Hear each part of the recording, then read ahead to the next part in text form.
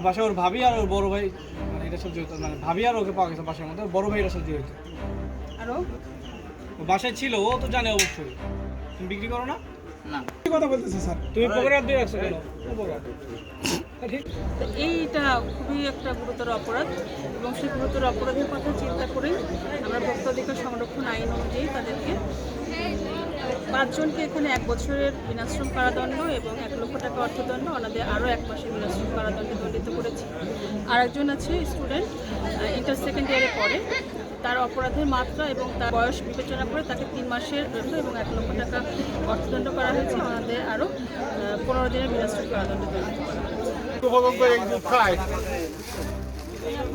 এসব খাই আমরা কেমিক্যাল খাই, কাম করে বাংলাদেশের দুধ